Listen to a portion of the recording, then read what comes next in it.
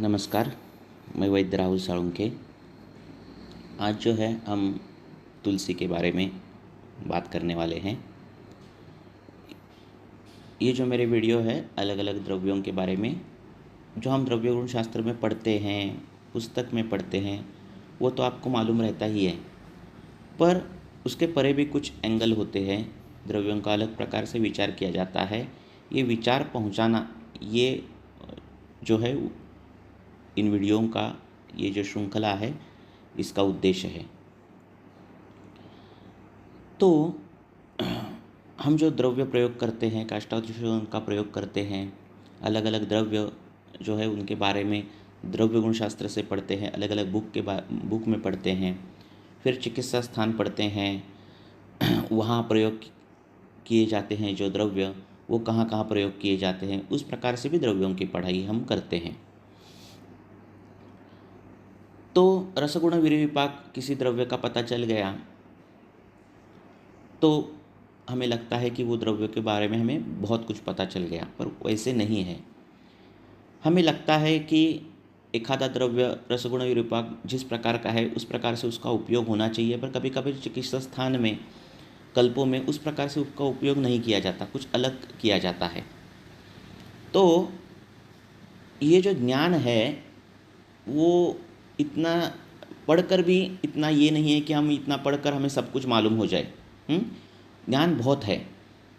तो जब हम धर्मपंचक पढ़ते हैं द्रव्यों का, रसगुण वीर्य विपाक पढ़ते हैं, प्रभाव पढ़ते हैं, चिकित्सा स्थान में उस द्रव्य का प्रयोग कहाँ कहाँ किया है वो पढ़ते हैं, ये इतना ज्ञान काफ़ी है चिकित्सा करने के लिए, पर उतना ज्ञान वो द्रव्य को समझने के लिए काफ़ी नहीं है। ये जब आप बाकी के शास्त्र पढ़ते हैं तो हमें पता चलता है कि जो द्रव्य हमने पाचन के लिए प्रयोग किए हैं, जो द्रव्य हमने दीपन के लिए प्रयोग किए हैं, वो द्रव्यों का प्रयोग किसी अन्य शास्त्र में, किसी अन्य पुस्तक में उस द्रव्य का प्रयोग अलग अलग जगह किया रहता है। उसका प्रयोग सिर्फ अभ्यंतर नहीं, सिर्फ बाह्य नहीं, तो सिर्फ रखने के लिए, उसका प्रयोग सिर्फ हाथ पर बांधने के लिए, उसका प्रभाव का उपयोग करके उस द्रव्य का उपयोग कुछ अलग तरीके से अलग अलग शास्त्र में किया रहता है। और फिर पता चलता है कि वो द्रव्य ये रसगुण वीर्य विपाक छोड़ के, चिकित्सा स्थान में उसका प्रयोग जो किया है वो सब चीज़ें छोड़ के उस अलग लेवल तक भी जाता है। हम जब रसगुण वीर्य विपाक पढ़ते हैं, उस चिकित्सा स्थान में उस द्रव्य का प्रयोग देखते हैं, जैसे शुंठी देख ली, अश्वगंधा देख ली, तो ये सब जब हम पढ़ते हैं वो तो फिजिक्स लेवल तक हो जाता है। उस द्रव्य की फिजिक्स हमें पता चल जाती है। मेटाफिजिक्स जो है उस द्रव्य का कुछ परे होता है।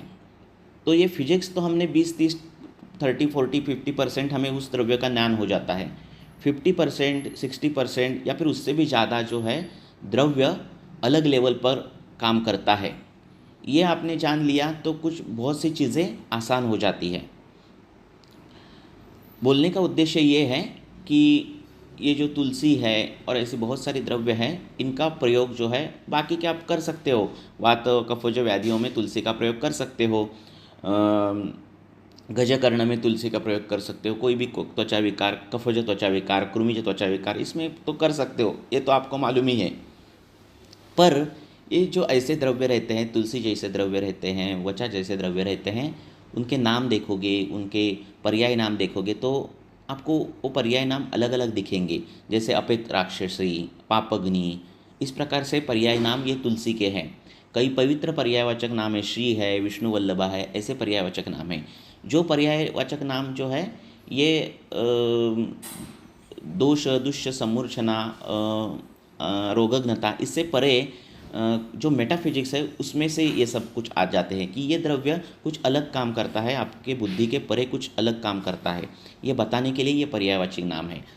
तो जो ऐसे द्रव्य रहते हैं,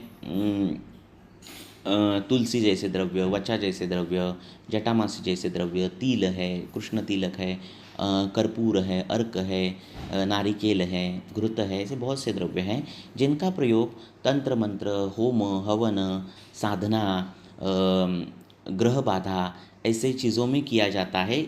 उन द्रव्यों का मेटाफिजिक्स कोई कुछ और है जो हमारे बुद्धि के परे हैं।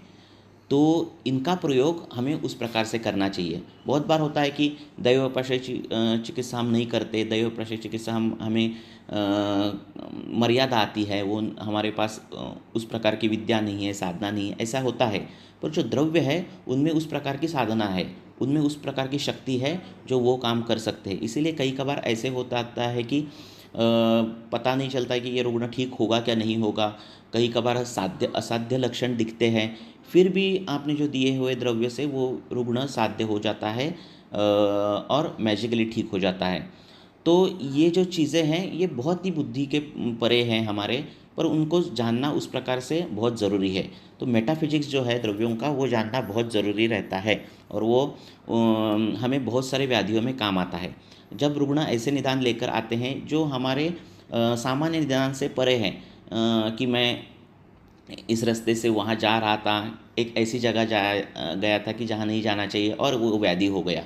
ऐसे अलग अलग निदान जब आते हैं आपके सामने, जिसमें बाहर की कड़ियाँ इन्वॉल्व होती है, पापकर्म इन्वॉल्व होता है, तो ऐसे ऐसी जो निदान रहता है और उससे उत्पन्न जो व्याधि रहता है, उसमें जो है ये जो द्रव्य है जो दैवोपाश्रय चिकित्सा में आते हैं, उन द्रव्यों का प्रयोग करना चाहिए।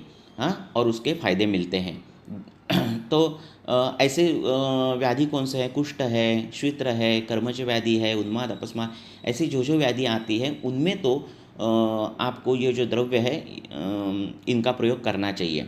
हमारे पास जो श्वित्र के पेशेंट आते हैं तो सार्वदेहिक लक्षण अगर पित्त के कोई भी ना हो, रक्तदुष्टि के कुछ दाहादि कुछ लक्षण ना हो, तो तुलसी का जो प्रयोग है वो श्वित्र में उस एंगल से भी किया जाता है, क्योंकि वो उसका सिनोनिम जो है वो श्री है, उसका सिनोनिम जो है पर्यायवाची नाम जो है वो पापग्नि है, और रिजल्ट मिलते हैं। तो इसीलिए ये जो वचा है, तुलसी है, जटामांसी, बहुत सारे द्रव्य जो है उनका उस प्रकार से पढ़ाई करके, बाकी के भी शास्त्र की पढ़ाई करके उनका प्रयोग हमें करना चाहिए। तो हम उस प्रकार से तुलसी का चूर्ण भी मिल जाता है, ठीक है। और उसका प्रयोग आप श्वित्र में, या फिर कर्मज व्याधि है, बालक है, और देखो ये ग्रह बाधा, ये बाकी की जो कड़ियाँ रहती है, ये एक तो ऐसे रुग्ण की जिसका निदान आपको नहीं मालूम है और बाहर की कड़ियाँ इन्वॉल्व है, ऐसे रुग्ण, और बच्चों में, हाँ, कर्मज व्याधि में, और या फिर ऐसे बच्चों में ज़्यादा दिखता है। तो इसीलिए देखो आप उत्तर स्तन में भी देखोगे तो बच्चों काश्यप संहिता में भी देखोगे तो उसका प्रयोग आपको वचा का प्रयोग मिलता है, जो आपके हाथ में, नहीं तो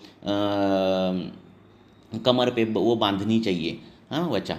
तो सिर्फ बांधने से भी उसके परिणाम दिखते हैं, हाँ। तो इसीलिए जो है ये सब चीज़ों की पढ़ाई उस एंगल से भी आप अगर करोगे द्रव्यों की, तो श्वित्र जैसे व्याधि, जिनमें आपको असाध्यत्व दिख रहा है, जिनमें आपको दिख रहा है कि उसको ये हेतु नहीं है व्याधि के, फिर भी उसको वो व्याधि हुई है, ऐसा कुछ दिख रहा है, जहाँ आपकी दोष दुष्ट समूर्छना फेल हो गई है, आपको नहीं पता चल रहा है कि कैसे हेतुओं से संप्राप्ति लगानी चाहिए और कैसे लग ही नहीं रही है, कोई ऐसी व्याधि जो आपने पहले कभी देखी नहीं है, जो कुछ मिराकुलस हेतु रहते हैं और कुछ अलग ही प्रकार की लक्षण दे लेकर आती हैं, तो ऐसी जो चीज़ें हैं उनमें ये सब चीज़ें, हाँ, का प्रयोग करना चाहिए। उन चीज़ों का प्रयोग सिर्फ लगाने के लिए, सिर्फ अभ्यंतर लेने के लिए नहीं, तो उनका इस प्रकार से भी प्रयोग करना चाहिए।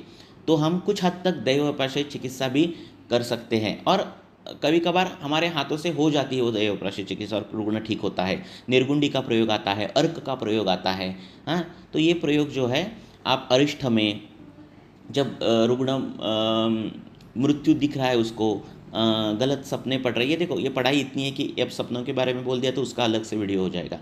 मैं एक आपको विचार दे रहा हूँ ताकि उस प्रकार से आपका चिंतन वाचन हो।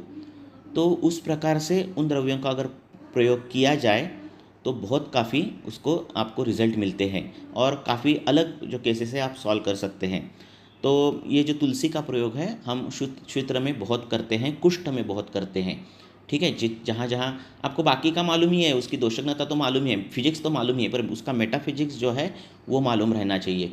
तो इसीलिए तुलसी का प्रयोग हम कुष्ठ में, या फिर कोई कर्मज व्याधि हो, बच्चों में जब श्वित्र आता है, और 3 साल के बच्चों को श्वेत्र है, 3 साल के बच्चे को सोरियासिस है, 3 साल के बच्चे को ये है वो है।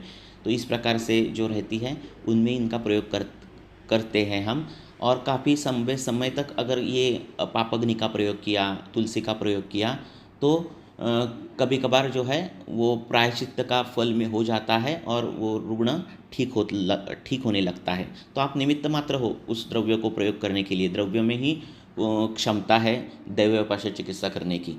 ये द्रव्य सिर्फ रसगुण विपाक प्रभाव और चिकित्सा स्थान में उसका वर्णन है इतने तक सीमित नहीं है, उनका जो विचार है वो बहुत ही बड़ा है।